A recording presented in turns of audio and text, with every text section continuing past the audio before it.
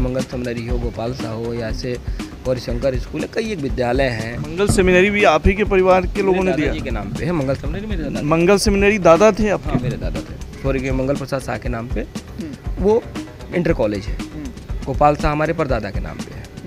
तो इस तरीके से कई एक संस्था है जो हमारे परिवार ने दिया है, मंदिर को भी दिया है, मस्जिद को भी दिया है। मैं पिछले 15 सालों से जनता दल यू में रह करके राजनीतिक और सामाजिक कार्यों को मैंने किया है। विरासत में आपको जो है पॉलिटिक्स मिली है, लंबे समय से आपका परिवार जो है पॉलिटिक्स से दूर है, क्यों ऐसा हुआ और उसके पीछे वजह आप क्या मानते हैं?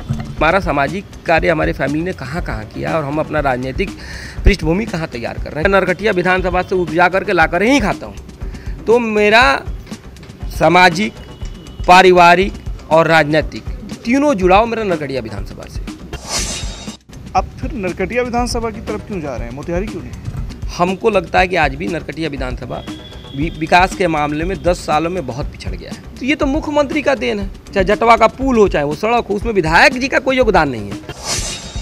तटबंध निर्माण को लेकर के लोगों की ये शिकायत है कि लाखों लोग जो है इससे प्रभावित होंगे और वो उस बांध निर्माण को ना होने देने के लिए लोग जो है प्रदर्शन कर रहे हैं। माननीय विधायक जी हैं उसकी स्वीकृति दिलाते हैं और माननीय विधायक जी हैं फिर जाकर के सदन में उसके खिलाफ में खड़ा होकर बोल देते हैं, ताकि वहाँ के आवाम को ये गुमराह किया जा सके कि नहीं, हम इस बांध के बनने के विरोध में हैं।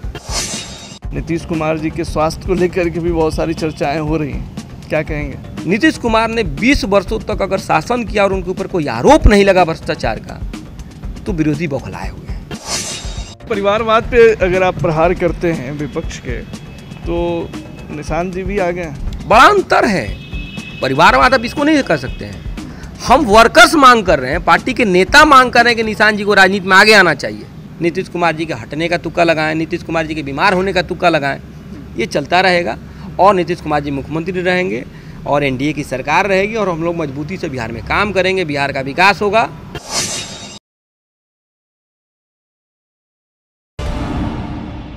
STV न्यूज़ पर आप देख रहे हैं टॉक विद अंसारुल और टॉक विद अंसारुल शो के आज के हमारे मेहमान हैं विशाल कुमार शाह जी, जेडीयू के प्रखर युवा नेता हैं। नरकटिया विधानसभा चुनाव क्षेत्र से ये लगे हुए हैं, अपनी संभावना तलाश रहे हैं और कई सारी जो है उपलब्धियां इनके नाम जुड़ी हुई है, बल्कि इनफैक्ट इनके परिवार के नाम जुड़ी हुई है।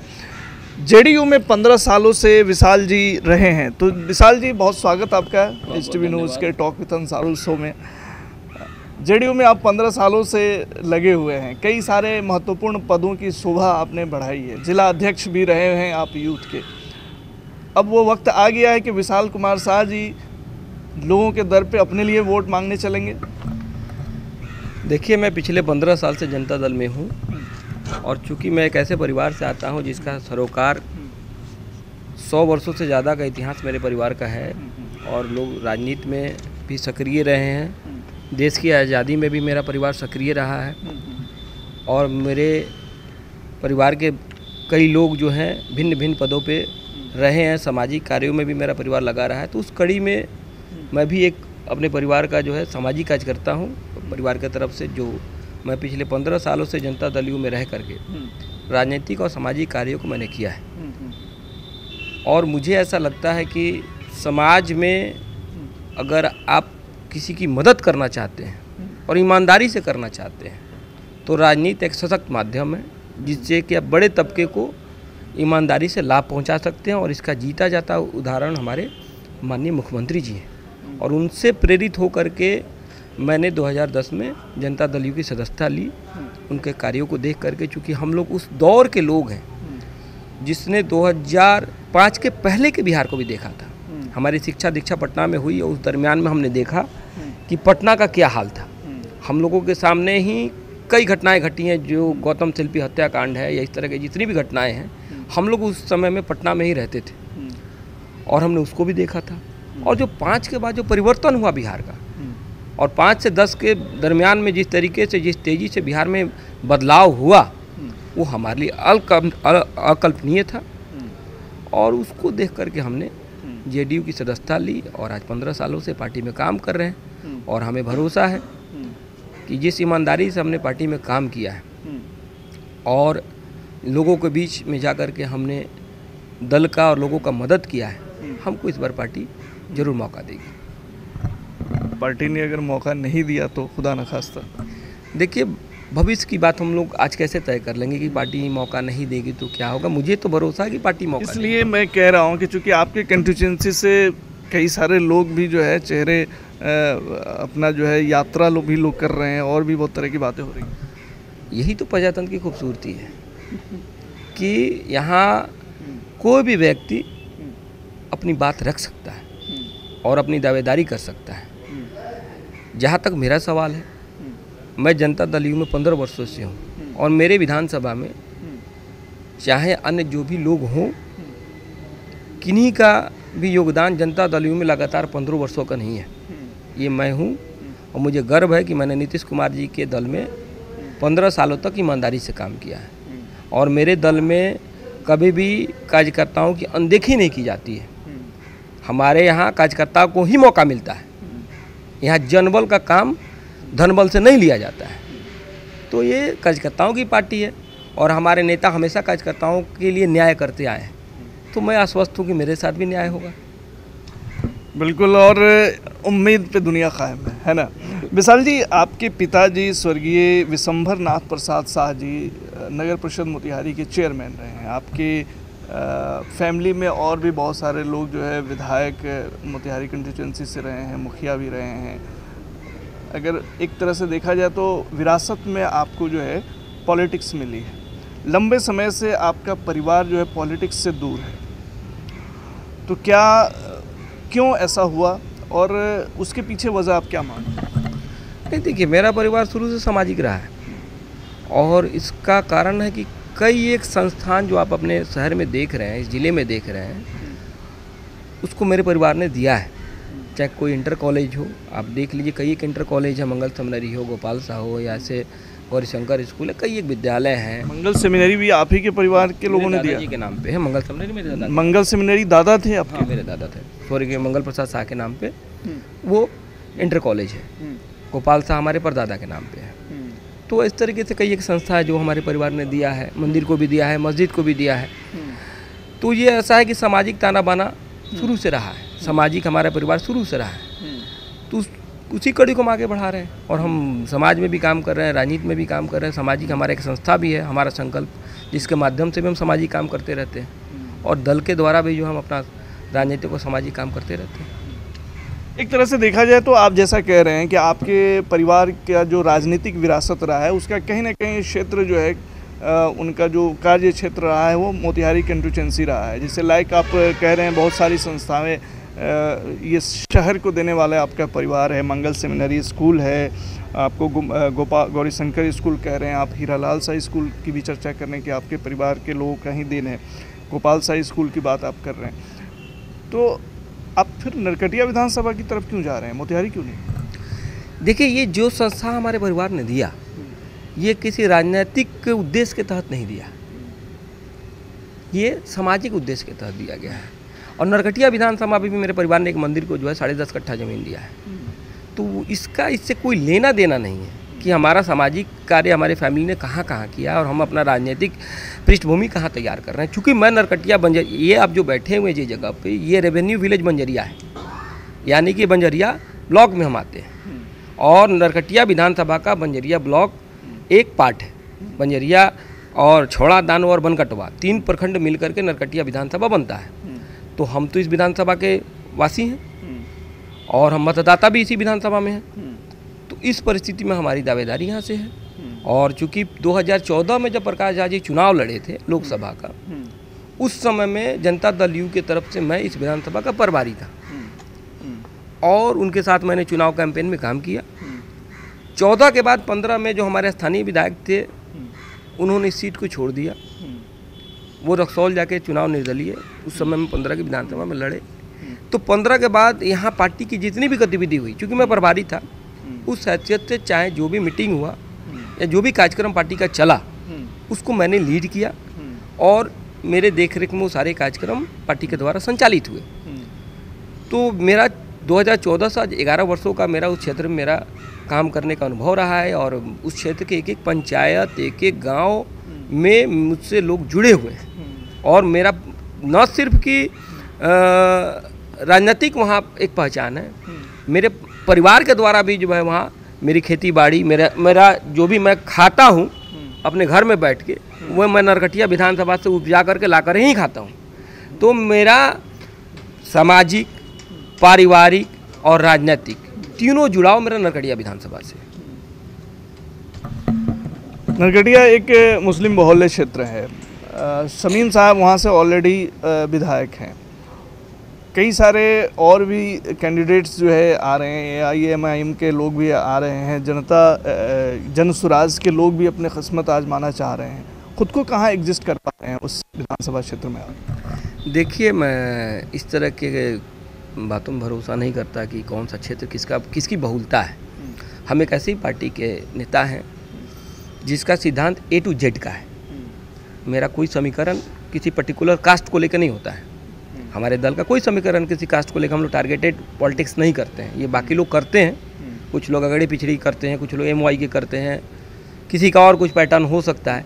हमारा इस तरह का कोई पैटर्न नहीं है। हमारे नेता सबके लिए काम करते हैं और हम सबको साथ लेकर के और हम सबके वोट के साथ काम करने के लिए इच्छुक हैं। इसलिए बाकी जो भी उम्मीदवार आ रहे हैं, प्रजातंत्र है, मैंने आपसे कहा, लोग स्वतंत्र हैं किसी भी दल से लड़ने के लिए और अपनी दावेदारी पेश करने के लिए। हम नीतीश कुमार के लोग हैं और हम जनता दल यू के कार्यकर्ता हैं। तो हम जनता दल यू के बैनर तले अपनी उम्मीदवारी रख रहे हैं कि अगर पार्टी हमको मौका देगी हम चुनाव लड़ेंगे और सबको लेकर चुनाव लड़ेंगे। मेरे लिए कोई पर्टिकुलर कास्ट, कोई इक्वेशन मेरे लिए मायने नहीं रखता कि किसकी बहुलता है। और मैं नहीं मानता कि आपने एक जो सवाल उछाला कि मुस्लिम बहुल क्षेत्र, यह मैं नहीं मानता। आप कास्ट में किसी क्षेत्र को मत बांटिए। अगर आप ऐसे बांट रहे हैं तो वहाँ अन्य जाति भी है। तब तो फिर आप ये कहिए कि मुस्लिम की संख्या इतनी है और इस जाति की इतनी है, इस जाति की इतनी है, तो फिर पर्टिकुलर कास्ट के लिए आप कोई कमेंट नहीं करिए। फिर अब जमात की बात कीजिए, फिर पर्टिकुलर जात की बात कीजिए, फिर अन्य जातियों की बात करिए, फिर आप बताइए कि वहाँ वैश्य कितना है, फिर आप बताइए कि वहाँ यादव कितना है। ये मुझे इस तरह के चीज़ों में मैं भरोसा नहीं रखता। अच्छी बात है, भरोसा नहीं रखते हैं, लेकिन कहीं ना कहीं राजनीति इन्हीं चीज़ों के इर्द गिर्द घूमती है। बहरहाल बदलाव अगर आप नरकटिया विधानसभा क्षेत्र में जा रहे हैं तो मुद्दे क्या होंगे? किन मुद्दों को आप जो है मान रहे हैं कि अहम मुद्दे हैं नरकटिया विधानसभा की जनता के समक्ष? विशाल कुमार जी जब वोट मांगने जाएंगे तो क्या कहेंगे? देखिए, मैं पिछले कई वर्षों से बिहार के कई जिलों में, चूँकि मैं संगठन प्रभारी भी रहा हूँ, विधानसभा प्रभारी भी रहा हूँ, अन्य प्रदेशों में भी चुनाव में हम लोगों की जिम्मेवारी रहती है, वहाँ हम लोग जाते हैं, पार्टी की तरफ से हम लोगों को भेजा जाता है, तो वहाँ के गाँव को भी देखने का मौका मिलता है। अन्य प्रदेशों में भी और बिहार में भी कई विधानसभा हम लोग घूमे हुए हैं, क्षेत्र घूमे हुए हैं, कई प्रखंड और गाँव घूमे हुए हैं। और हम अपना नरकटिया विधानसभा भी लगभग एक एक गांव, एक एक गली मेरा देखा हुआ है। तो जब हम तुलना करते हैं तो बहुत अंतर है। हमको आज भी नरकटिया विधानसभा का जो सड़कों की जो वहाँ स्थिति है, नाले की जो स्थिति है, वो हमको 95 के दौर का याद दिला देता है। जितनी बुरी हालत आपके नरकटिया विधानसभा में सड़क को लेकर के है, जल निकासी को लेकर के, नालाओं की जो वहाँ पे नाली जो जिस तरीके से बनी है उस व्यवस्था को लेकर के है, हमको लगता है कि आज भी नरकटिया विधानसभा विकास के मामले में 10 सालों में बहुत पिछड़ गया है। बिल्कुल वहाँ विकास हमको इन सब चीज़ों में नहीं दिखता है। स्वास्थ्य, लेकिन दावे तो वो कर रहे हैं कि सड़कों का जाल बिछाया उन्होंने, बहुत सारे काम किए हैं। आप तो पत्रकार हैं और आप घूमते होंगे, मुझे पूरा भरोसा है कि आप भी उस क्षेत्र में गए होंगे और आपने देखा होगा। क्या आपको लगता है कि आप जब गए और आपको वहाँ पे सड़कें दुरुस्त मिली थी? आप अगर मेन रोड छोड़ दीजिए, जैसे अगर आप मोतिहारी से अगर आप छौड़ा दानो जाते हैं तो जो मुख्य पथ है SH है, उसको छोड़ के आप कभी भी किसी पंचायत में गए हों और आपको वहाँ रोड हो या नाली हो किस स्थिति में मिले? लेकिन ये जनेरवा, सिसवा, इस सब के तरफ जो है मैं पहले जाया करता था और इस हाल के दिनों में गया तो उधर सड़कें बनी दिखी। आप मुख्य सड़क की बात कर रहे हैं, जिसको नीतीश कुमार ने अपने 2018 में मैं यूथ का अध्यक्ष था और मुख्यमंत्री जी की यात्रा थी, वो आए हुए थे मोतिहारी सर्किट हाउस में, और इस सड़क के लिए ये घोषणा हो चुका था कि एक सड़क चैलाहा से लेकर करके बेलवा होते हुए जोड़ा जाएगा, जिससे कि रक्सौल की दूरी इन लोगों के लिए कम हो जाएगी। लेकिन जब मैंने मुख्यमंत्री से मिला, मैं उस समय रमन कुमार उस समय जिलाधिकारी थे, और मैं मुख्यमंत्री से मिला, मैंने एक लिखित आवेदन दिया कि आपने जो जटवा घाट का पुल दिया है वो ऐतिहासिक पुल तब तक अधूरा है जब तक कि इस चैलाहा से लेकर करके जटवा होते हुए फुलवार होते हुए बेला तक जो है सड़क अगर ये नहीं बनती है तब तक ये पुल इसलिए अधूरा है कि बाढ़ के दिनों में जो वो सड़क है पानी में डूब जाती है, पूरा क्षेत्र वो जलमग्न हो जाता है। बंजरिया ब्लॉक हमेशा बाढ़ में डूबा रहता है, तो वो पुल भी किसी काम का नहीं रहता है। फिर न तो बच्चे पढ़ने आ पाते हैं, न ही बीमारों का इलाज हो पाता है। तो इसलिए मुख्यमंत्री जी ने तत्काल उसी समय में रमन कुमार को आदेश दिया कि जल्द से जल्द इसका सर्वे करा के आप हमको भेजिए, हम निजी तौर पे इसको देखेंगे और ये जल्द बनेगा। उसके बाद उस काम में तेजी आई और ये सड़क बना। तो ये तो मुख्यमंत्री का देन है, चाहे जटवा का पुल हो चाहे वो सड़क हो, उसमें विधायक जी का कोई योगदान नहीं है। अगर विधायक जी का योगदान देखना है तो बाकी सड़कों में जाके देखें, और विधायक जी सचमुच अगर इतने ही होनहार हैं तो उसके अलावा भी तो कुछ उदाहरण पेश करें कि हाँ हमने इस पंचायत का सड़क दुरुस्त कर दिया, ये रोड हमारे प्रयास से बन गया, या बॉर्डर विकास से हमने ये रोड बनवा दिया। अब बनकटवा अगर जाइए तो मुख्य सड़क जो नहर वाला है उसको जाके देखिए उसकी क्या दुर्दशा है। तो विधायक जी की काबिलियत सिर्फ एक सड़क पर की। सड़क नाली और ये सब जो है आपकी समस्याएं नज़र आती हैं। एक बहुत बड़ा इशूज़ जो है उस इलाके का, जो इन दिनों लोग जो है उसकी चर्चा कर रहे हैं बड़े पैमाने पे, वो है बांध जो बन रहा है, तटबंध निर्माण को लेकर के लोगों की ये शिकायत है कि लाखों लोग जो है इससे प्रभावित होंगे और वो उस बांध निर्माण को ना होने देने के लिए लोग जो है प्रदर्शन कर रहे हैं। उस पर क्या स्टैंड है आपका? देखिए, वो जल संसाधन विभाग का मामला है, हम लोग भी उस पर जाकर के मिले हैं माननीय मंत्री जी से। हमारे में और विपक्ष में ही अंतर है कि हम लोग मिलते हैं काम के लिए और वो लोग प्रदर्शन करते हैं नाम के लिए। तो उनको इस क्षेत्र में बनने और नहीं बनने से कोई मतलब नहीं है, वो बस एक उनका पॉलिटिकल स्टंट है। धरना प्रदर्शन कर लिए, लोगों में मैसेज चला गया, माननीय विधायक जी ही उसकी स्वीकृति दिलाते हैं और माननीय विधायक जी ही फिर जाकर के सदन में उसके खिलाफ में खड़ा होकर बोल देते हैं ताकि वहाँ के आवाम को ये गुमराह किया जा सके कि नहीं हम इस बांध के बनने के विरोध में हैं। लेकिन धरातल पे उनका कोई एफर्ट दिख नहीं रहा है कि हाँ उसके विरोध में कुछ कर रहे हैं। तो इसलिए हम लोगों ने मिला है मंत्री जी से और हमको पूरा भरोसा है कि लोगों के साथ न्याय होगा। ये ऐसा क्यों, मतलब सरकार तो आपकी है, जवाबदेह आप लोग हैं, तो ऐसा क्या वो पूर्व से इन चीज़ों का निर्धारण नहीं हुआ कि भाई इस तरह की जो अगर बांध बनता है तो बांध के उस पार रहने वाले लोग हैं वो लोग जाहिर सी बातें प्रभावित होंगे, तो उनका भी तो सेटलमेंट सोचना चाहिए था। देखिए, बांध के दोनों तरफ लोग हैं, बांध के अंदर भी आने वाले लोग हैं, बांध के बाहर जाने वाले भी लोग हैं जो बांध से बाहर हैं। इस परिस्थिति में सरकार अपना उचित निर्णय लेगी और जन कल्याण के भावना से हमारी सरकार काम करती है। हमारे सरकार का कहीं कोई टारगेटेड कुछ या किसी वर्ग को लेके या किसी क्षेत्र को लेके हम लोगों ने कभी कोई काम नहीं किया है। तो सरकार जो जन कल्याण के लिए होगा उस पर हमारी सरकार काम करेगी और लोगों की परेशानियों का ख्याल जितना आपको और हमको है उससे ज़्यादा नीतीश कुमार को है। तो हमको पूरा भरोसा है कि वहाँ जन कल्याण के भावना से काम किया जाएगा। अपने क्षेत्र में और कौन सी समस्याएं देखते हैं आप? देखिए, समस्या कई एक है।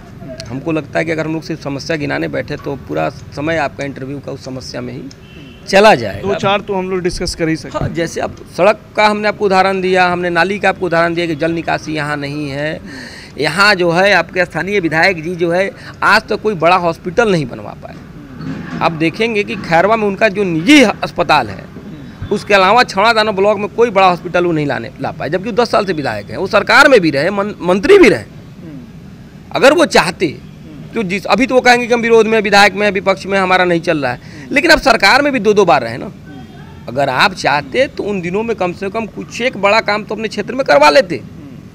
लेकिन उनको तो पता है कि छौड़ादाना में कोई बड़ा हॉस्पिटल अगर हम सरकारी बनवा दिए तो हमारा दुकान बंद हो जाएगा।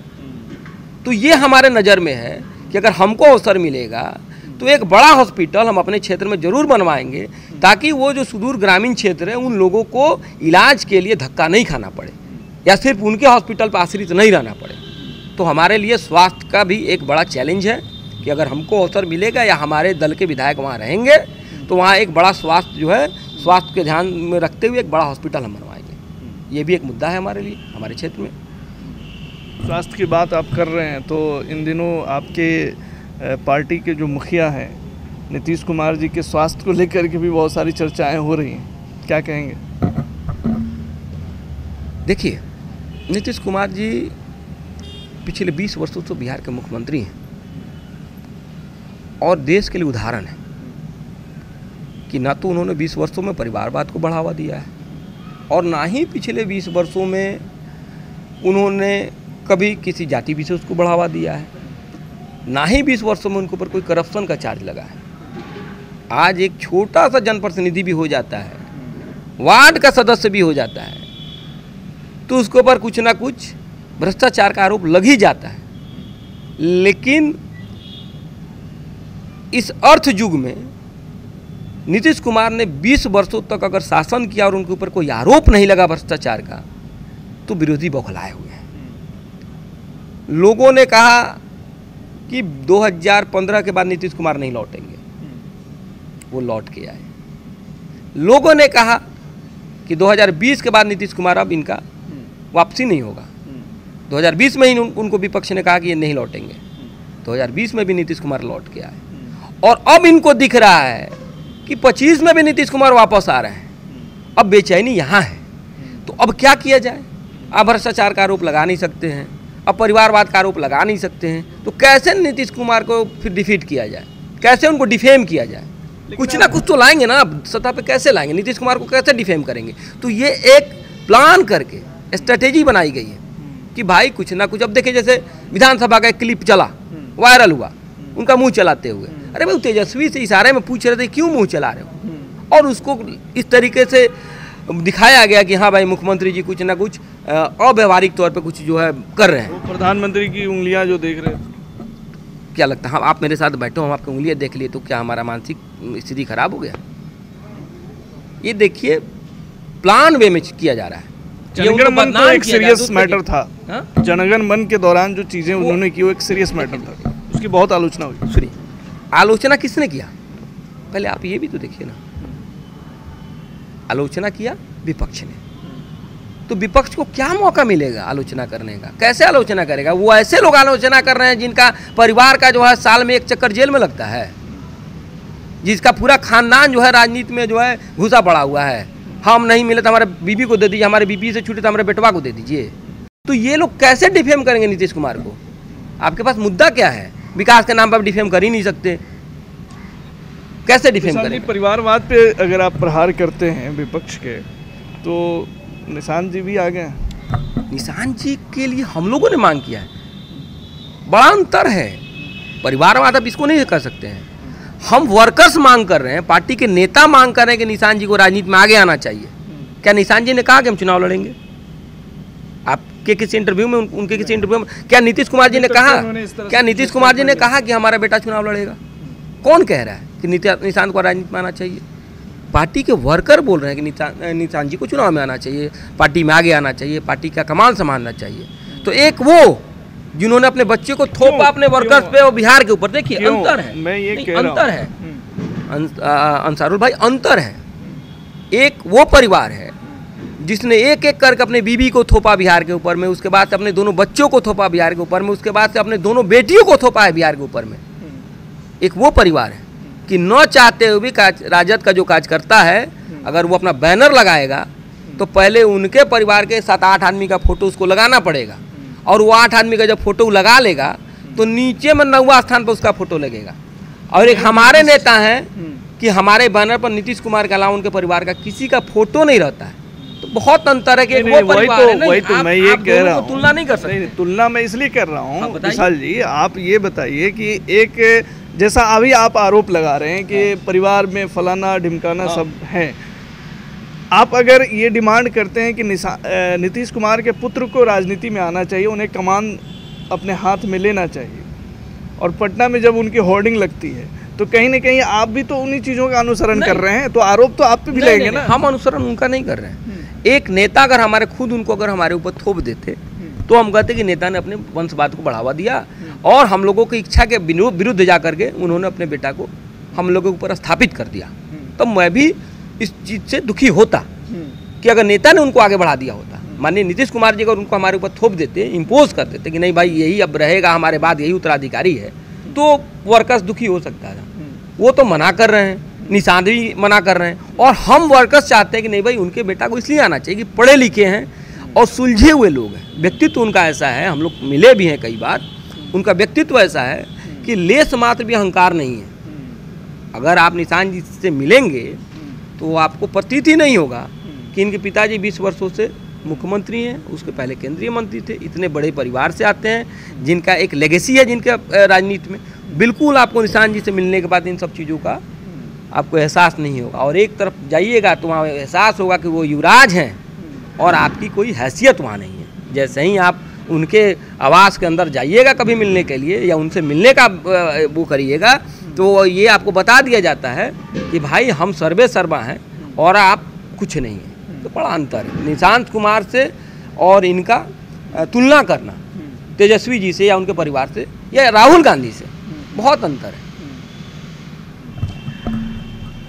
गठबंधन की राजनीति है, अभी बहुत सारे फेजेस देखने को मिलेंगे। बीजेपी के साथ आपका अलायंस है, चिराग पासवान भी हैं जो आपके कभी धूर विरोधी हुआ करते थे।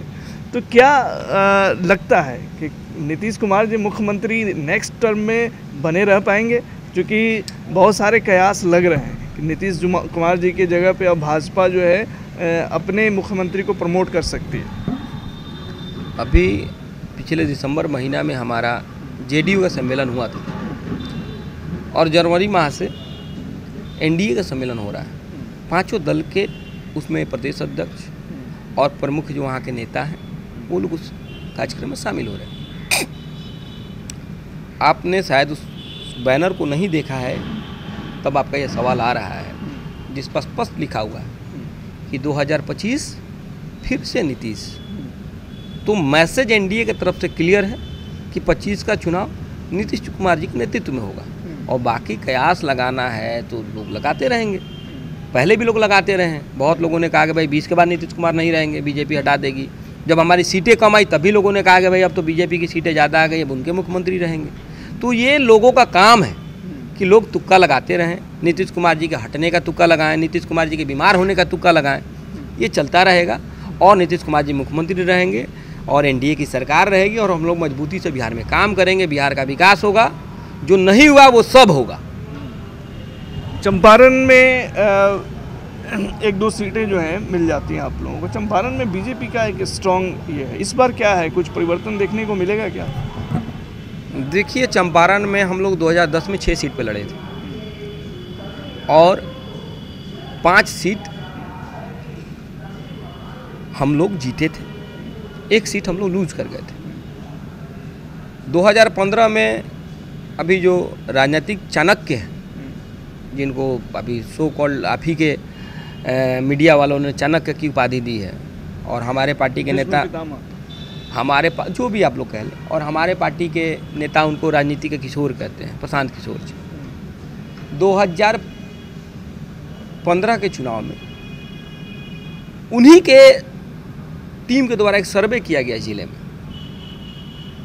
और उस सर्वे के आधार पर हमारी पार्टी ने 2 सीट अपना जीता हुआ छोड़ा और 3 सीट पर हम चुनाव लड़े। ठीक, संयोग से हम लोग तीनों सीट हार गए। और प्रशांत जी देखिए कितने बड़े राजनीतिकार हैं कि हमारी पार्टी के लिए काम किए, तो हमको 71 सीट आया और लालू जी की 81 सीट आया। ठीक, जबकि उनके लोग काम नहीं किए थे। खैर, हमारी सरकार बनी। 2020 के चुनाव में हमारी पार्टी 2 सीट पर लड़ी, हम उसमें से केसरिया 1 जीते और 1 नरकटिया हम हार गए। 25 में चूँकि हमारी पार्टी अभी इस जिला में 2 सीट पर लड़ी है पूर्व में, और हम सभी वर्करों ने जाकर के ये मांग रख दी है कि हम लोग ज़्यादा से ज़्यादा चंपारण में चुनाव, ज़्यादा से ज़्यादा सीटों पर चुनाव लड़ेंगे। और जो भी हमारे शीर्ष नेतृत्व के लोग हैं, उन लोगों को ये बात समझ में आई है कि पूर्वी चंपारण, पश्चिमी चंपारण जैसे ज़िलों में हमें ज़्यादा सीटों पर लड़ने की ज़रूरत है। तो हमें यह भरोसा है कि इस बार के सीट बंटवारे में जेडीयू ज़्यादा से ज़्यादा सीटों पर चुनाव लड़ेगी, संख्या 2 से ज़्यादा रहेगी। ये मैं आपको कह सकता हूँ। बाकी तो नेता है, नेता निर्णय लेंगे कि कितना सीट पर लड़ना है। हाँ, जितने सीट पर लड़ेंगे उतना जीतेंगे जरूर, ये वादा आपसे करते हैं चैनल पे कि हमारी पार्टी जनता दल यू पूर्वी चंपारण में जितने सीट पर चुनाव लड़ेगी उतना सीट हम लोग जीतेंगे।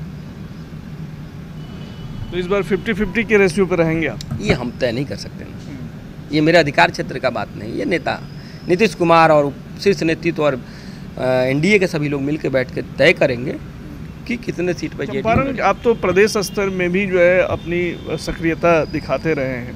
नीतीश कुमार जी से कभी इन सब मुद्दों पे बात हुई है आपकी? सीट को लेकर के देखिए, ये सीट को लेकर के हमारे संसदीय बुढ़त दल का अपना एक सिस्टम है, वो लोग मिलकर तय करते हैं। हम अपनी मांग रख चुके हैं, हमने नेता से मिलकर ये बात कही जरूर है कि पूर्वी चंपारण हो या पश्चिमी चंपारण हो, इन जिलों में पार्टी को ज़्यादा से ज़्यादा सीट पर लड़ने की ज़रूरत है और ज़्यादा से ज़्यादा सीट पर लड़ेंगे और सभी सीट हम लोग जिता के भेजेंगे। उम्मीदवार कोई भी हो सकता है। जन स्वराज आपके क्षेत्र में सक्रिय है, इस बार जब मुकाबला होगा, अगर आप नरकटिया विधानसभा से आते हैं तो मुख्य मुकाबला आप अपना किससे देख रहे हैं? हमारा मुकाबला विकास बनाम विनाश का होगा। हमारा मुकाबला किसी दल से नहीं होगा, हमारा मुकाबला सीधा, हमारा एजेंडा जो है वो विकास बनाम विनाश का है कि जिस तरीके से नरकटिया विधानसभा को पिछले 10 सालों से जिस तरीके से बर्बाद किया गया है, हर क्षेत्र में आप चाहे विकास का कोई भी काम उठा के देख लीजिए, वो धरातल पर आपको नरकटिया में उस स्तर पर नहीं दिखेगा जो अन्य जगहों पर आपको दिखेगा। अब चाहे जो आप देख लीजिए, तो हम इन मुद्दों को लेकर बीच में जाएंगे लोगों का। हमारा किसी दल से कोई मुकाबला है ही नहीं भाई। जो स्थानीय विधायक जी हैं, उन्होंने जिस तरीके से इस क्षेत्र का दुर्दशा किया है, उस दुर्दशा के खिलाफ में हम लोग क्षेत्र में जाएंगे और जनता का विश्वास हासिल करेंगे। बहुत स्मार्ट जवाब आपने दिया। हमारी शुभकामनाएं हैं कि आप चुनाव में आए और अच्छा करें। बहुत शुक्रिया हमसे बात करने के लिए। तो ये थे विशाल कुमार शाह जी, जिनसे हम बात कर रहे थे, जेडीयू के नेता और नरकटिया विधानसभा क्षेत्र के भावी प्रत्याशी के रूप में इनका नाम जो है आगे आ रहा है। तो आने वाले वक्त में क्या कुछ परिस्थितियां बदलती हैं, कौन लोग मैदान में आएंगे, वो देखने वाली बात होगी। लेकिन हमारा ये जो सफ़र है उसमें हम भिन्न भिन्न नेताओं के मिजाज को टटोलने की कोशिश कर रहे हैं और आप तक उनसे बातचीत के ज़रिए उनके विज़न को या उनकी सोच को, उनकी समझ को पहुंचाने की कोशिश कर रहे हैं। तो आज के टॉक विद अंसारुल में फ़िलहाल इतना ही। तमाम खबरों और डिबेट्स के लिए जुड़े रहिए STV न्यूज़ के साथ।